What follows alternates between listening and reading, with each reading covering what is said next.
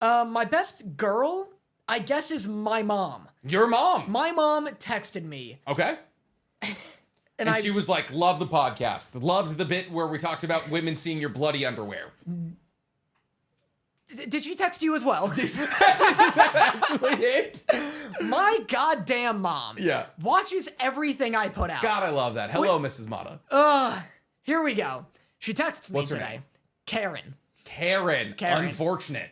Yeah. I'm sure she's not one. Mrs. Motta, all love. She knows about the Karen stereotype. She finds it funny. I would hope. I mean, it's hard to miss. Hi, Mom.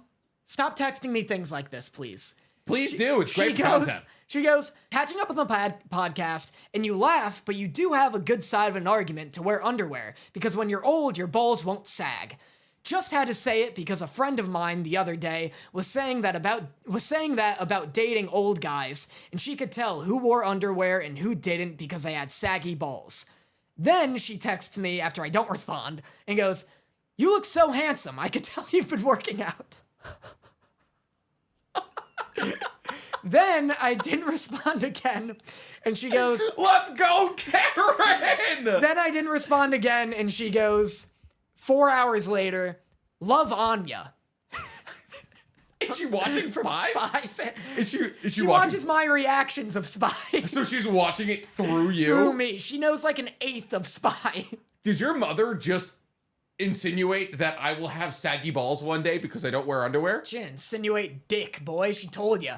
She warned you. Listen, if I live my entire life free, just to hang a little bit lower when I'm older, I'm sure there's cosmetic surgery for it. It's clearly, you don't want cosmetic dick surgery, my dude. It's not dick surgery. Wow, Nick, man of the people over here. I'll just fix my balls in the future. I'll pin them up. Just pin them up. Wow, Dorothy's a lucky lady. What's wrong with them hanging a little low? It's clearly an issue if my mom has to text me about it. How sexy do I need to look at 70?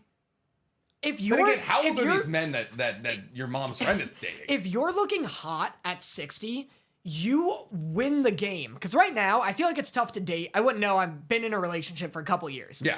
But it's got to be, like, in college, it's hard to date because you're competing with all of these other hot college guys. Peak physicality. If you're hot at 70, nobody else is. You're a prime cut. If you start moisturizing now, ladies and gentlemen, prepare. I don't like it when you yell at me. Get ready. I'm sorry. A storm be coming, and it is your balls sagging. I don't know if I want to be hot at 70. It is gravity in your testicles. That is the storm. But the thing is that's like you got to see them first. Pants got to be off.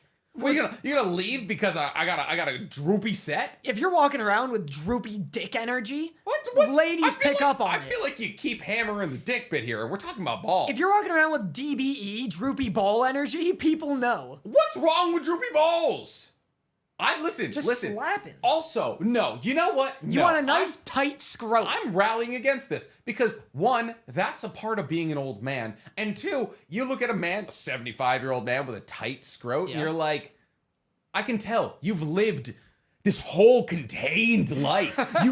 You've been shackled down. You've been a slave to society's ideologies for 75 years. Counter argument. Yeah. It's the equivalent to not.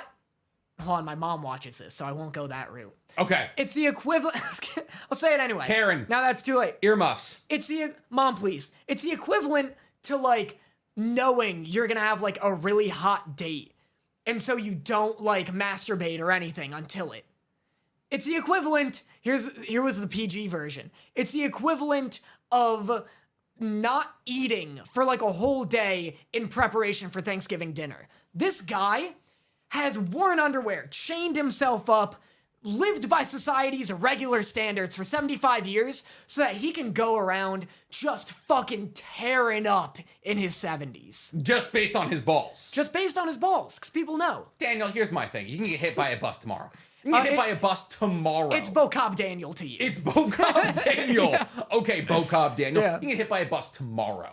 Okay? You could die of a I mean, sure, you get hit by a bus, you get to go to an Isekai world, all right? Probably don't have to worry about underwear there, but you're telling me I lived my entire life worrying about cleaning up in retirement homes not to make it to a retirement home? No. That's I'm like the taking title of I'm an isekai right there. What? I lived my entire life worried about underwear. I lived my entire life waiting for the retirement home. Yeah. That's a pretty good like one that. as well. Yeah. And then it's like a guy, he's like, I'm a NEET, and I'm just trying to be old so I can sit around and do nothing all day. I hate this premise already. I don't like it. I I don't hate like it at all. isekai. I hate that this sounds like an isekai that's coming out next season. Yeah. I bet you we could write an isekai. I bet Easy. you we could write a mildly successful isekai. An isekai is just a man who shouldn't be in a place in that place. Yeah. It's just dude who was not good at life goes to a world where things are substantially easier. Like, I fell down a porta potty toilet. Yeah. Is an isekai, and then he's in shit's world, Yeah. where everything is like themed around toilet paper and shit. Yeah, but also like trying to fuck him and beautiful. Yeah, and they're hot. Too. Yeah, and it's just like, all right, cool. Like, I guarantee we could put that out and people will be like, God, it's so subversive. It's like, it's joking on the tropes while still being good at what it does. it still understands as an isekai, but it plays with the ideologies of isekai. That's just a Gameka kill, where people were like, to be fair, I haven't seen it. But Gameka Kill is not an isekai. No, not an isekai, but wasn't a Gameka kill like, the whole thing was like, oh, it's like subverting the tropes of like a sexy female protagonist. And it's like, but it still has a half-naked sexy female protagonist though. Yeah, I mean, Akame isn't even really the protagonist, but yeah, no. Wait, no. Kill La Kill. Oh, I have a tattoo of Kill La That Kill. one. The scissors. Yeah.